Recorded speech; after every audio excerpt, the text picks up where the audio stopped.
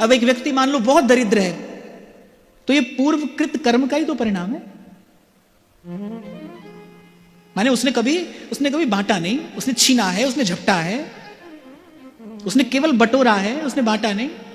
ध्यान देना भाई, देना ही प्रकृति है, ना देना तो विकृति है। आप प्रकृति को देखो, प्रकृति दे रही है और बिना पूछे देती है, बिना भेदभाव के देती है, देती ही है।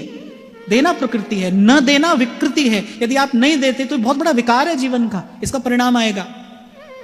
तो जो आज दरिद्र है, अर्थात उसने छीना झपटा है, उसने किसी को दिया नहीं। तो दरिद्रता क्या है? ये आधिदैविक विक्षेप है। दरिद्रता क्या है? ये आधिदैविक विक्षेप है। बड़ा दुख है, ये जीवन का बड़ा दुख है, ये बड़ी पीड़ा है। इसके कारण मन में एक सतत पीड़ा सदाई बनी रहती है।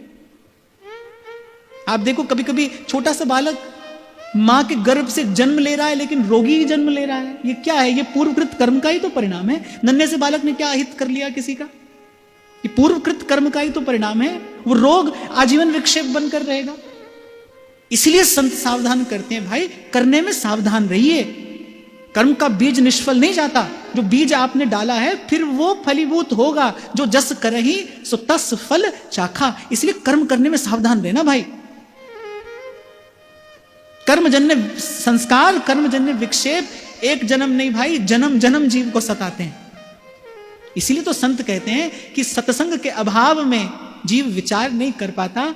कि मैं अभी आपको निवेदन कर रहा था, भगवान कपिल ही माता देवहूति से कहते हैं कि झूठे संसार का, अपने झूठे सगे संबंधियों का पालन पोषण करने के लिए व्यक्ति कितना पाप करता है, कितना छल कपट करता है, कितना झूठ बोलता है, कितना पाप कमाता है, सब यही रहता है। वो पाप जीव के साथ जाता है और कितने काल तक उसको सताता है, उसके क्लेश का कारण बनता है।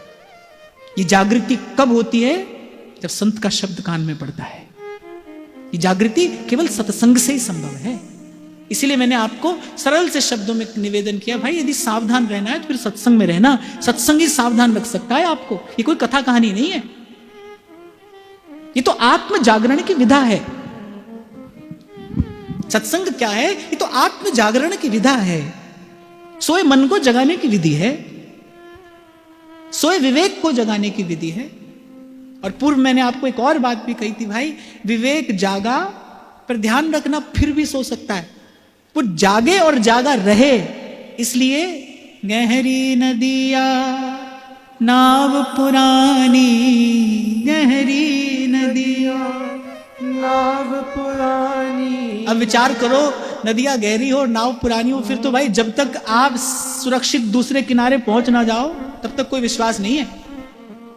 तब तक क्या भरोसा?